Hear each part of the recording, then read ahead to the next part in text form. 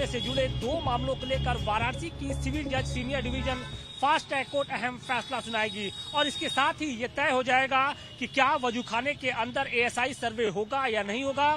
और इसके साथ ही जो ज्ञानवापी का जो सेंट्रल डोम है उसके नीचे खुदाई करने की इजाजत कोर्ट देती है या नहीं देती है, क्योंकि हिंदू पक्ष की ये मांग है कि अगर वजूखाने के अंदर अगर एएसआई सर्वे होता है तो जो शिवलिंग जिसका लेकर तमाम तरह के दावे किए जाते हैं उसका पता लगेगा, तो दूसरी तरफ मुस्लिम पक्ष के उस दावे पर भी एक तरीके से पुष्टि हो पाएगी कि क्या वो फव्वारा है या फिर शिवलिंग है। और इन सब के बीच में जो वाराणसी कोर्ट है वहां पर आज हलचल बढ़ गई है, सुरक्षा के पुख्ता इंतजाम किए गए हैं और इसके साथ ही जो तमाम लोग हैं जो शिव भक्त हैं उनकी नजरें आज इस कोर्ट पर टिकी हुई है।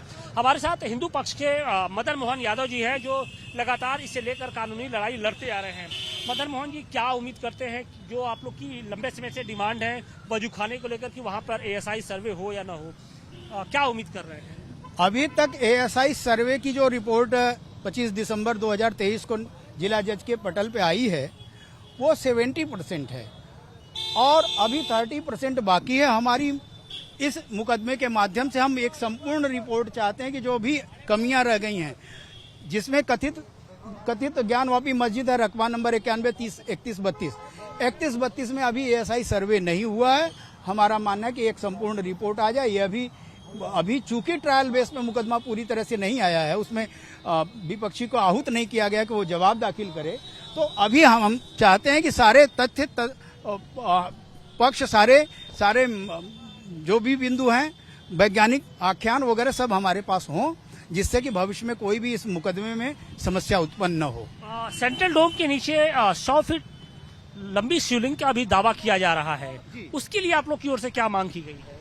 वस्तुतः प्रोफेसर ए.एस. अल्टेकर जो कि काशी हिंदू विश्वविद्यालय के आर्कियोलॉजी एंशिएंट हिस्ट्री के प्रोफेसर रहे हैं, उनकी पुस्तक है द हिस्ट्री ऑफ बनारस। उसमें ह्वेन-सांग के काशी आने का विवरण है और जिसमें ह्वेन-सांग ने ये वर्णित किया था कि 100 फीट का शिवलिंग है, शिवालय है, तो वो जस्टिफाई भी हो जाएगा और सेंट्रल डोम जो भी है सो कॉल्ड कथित मस्जिद का मध्य गुंबद के नीचे ज्योतिर्लिंग का स्थान रहा, तो वो स्थान अवश्य ही एएसआई सर्वे होना चाहिए जिससे कि संपूर्ण रिपोर्ट आ जाए।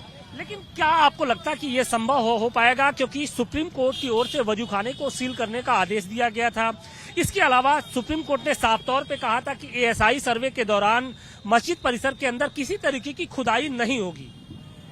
ये सत्य है, परंतु भारतीय पुरातत्व की जो विशेषज्ञता है वो बनारस के सारनाथ के उत्खनन हो या राजघाट का उत्खनन हो, जिससे कि बनारस को कम से कम 3000 का इतिहास मालूम हो गया, प्रमाणिक इतिहास आया।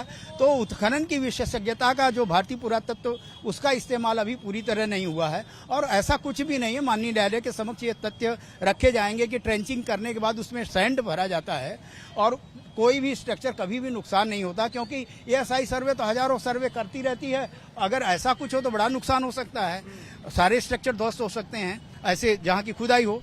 लेकिन उसी वैज्ञानिक पद्धति का इस्तेमाल करते हुए गुंबद के नीचे, मध्य गुंबद के नीचे एएसआई सर्वे होना चाहिए। एएसआई सर्वे होना चाहिए और हिंदू पक्ष बराबर ये कह रहा है कि जो ढांचा है उसको किसी तरीके का नुकसान किए बगैर वहां पर खुदाई हो, ताकि जिस शिवलिंग का दावा किया जा रहा है उसकी पुष्टि हो सके।